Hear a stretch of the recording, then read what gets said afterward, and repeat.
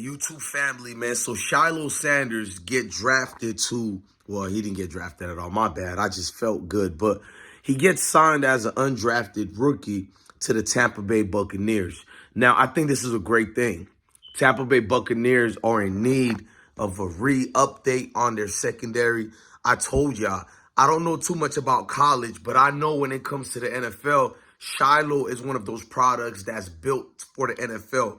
He's built to overcome and do far better over there, if you ask me. So Shiloh, having this happening for him couldn't even be much better than what you guys get to see. So Coach Prime, I got a lot I want to say, because I want him to go in on his haters.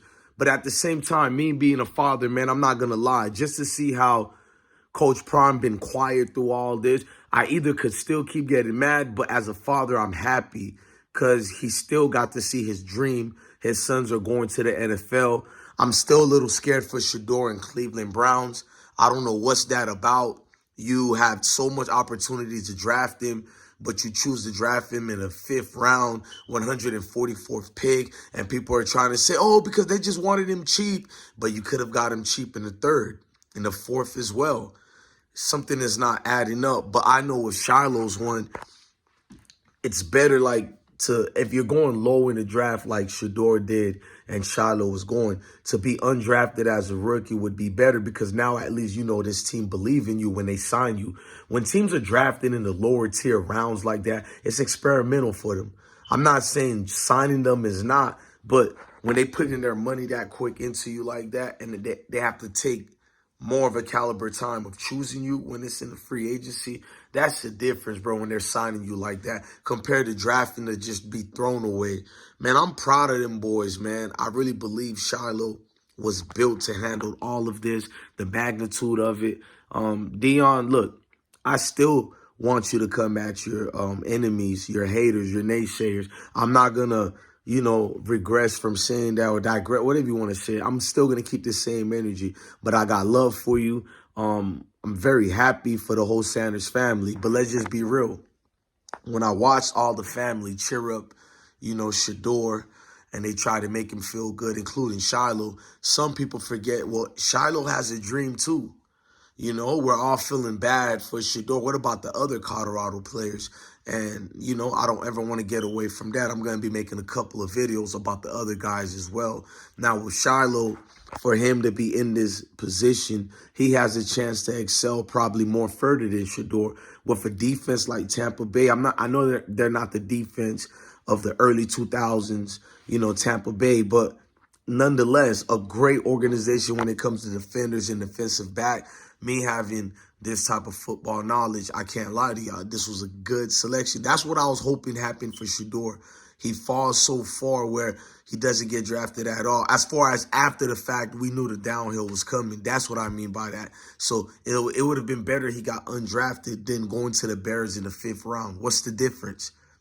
The difference is at least a free agency team would have taken the initiative to do their due diligence and research. And most of these teams didn't care about how good Shiloh was. We seen how they stuck the code, and people get mad when we call out the obvious. And that's the crazy part. We live in a society where people want you to lie about things. They want you to fit their own narratives. And if you don't say said so things, I'm going to unsubscribe. They snap at you. You can see someone who's been following you and you've been perfect. Soon as you make a comment on the reality of the situations that you see, they turn into some type of sherms and they break. So I kind of like the world like that.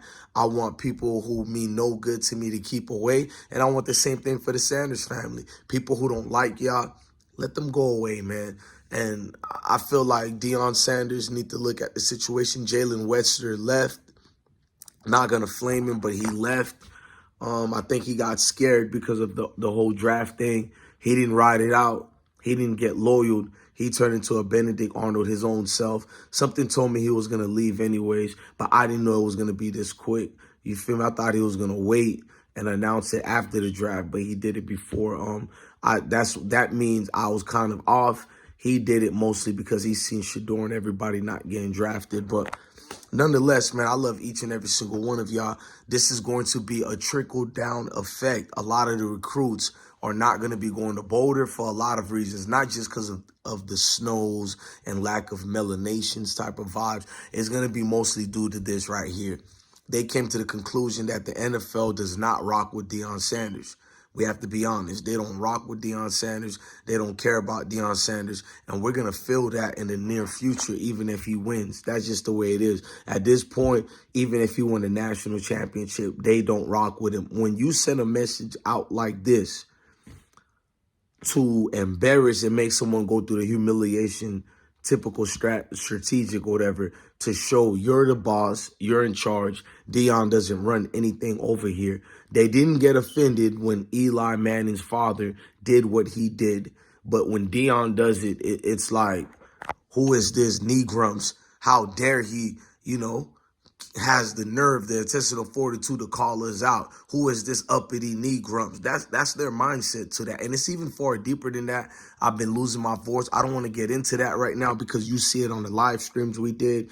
I talk about it on the uploads. I'm one of the main faces who's been talking about this for 3 years, what was going to happen.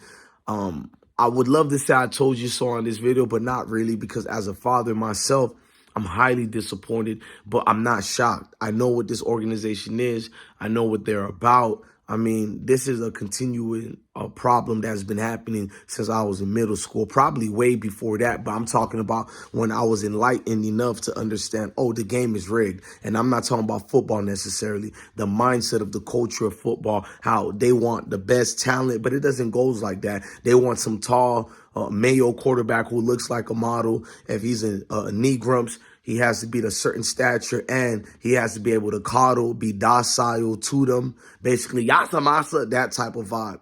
And if you're not one of those, it strikes fear in the owners, and they don't care how good you are, what you did. In their league, they feel that they can make anybody a superstar. I mean, look at Purdy, for the 49ers. That's the mentality of the NFL. They're the ones who got together and said, you know what, running back don't mean anything to us anymore. Even though we've seen with the cases of Saquon Barkley, running backs mean everything, especially the skilled one. But that's the thing. When you control your fraternity, you can implement your own rules, change it, update it, just like YouTube, but we're not going to get into that.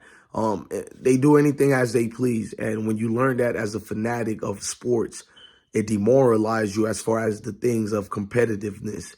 That's why I like the stories I heard about the Colosseums and the Road Gladiators, the best of the best. Not saying it's morally right to have men conducting that type of physical attacks for art entertainment, but I'm talking about the competitive part. So once you learn that, whatever, bro. The NFL's been a joke to me. I only watch it to see this chaos. And I tell people that. Just same thing with Justin Fields, Lamar, and so much more. Man, look, man, blessings to all the kings and the queens.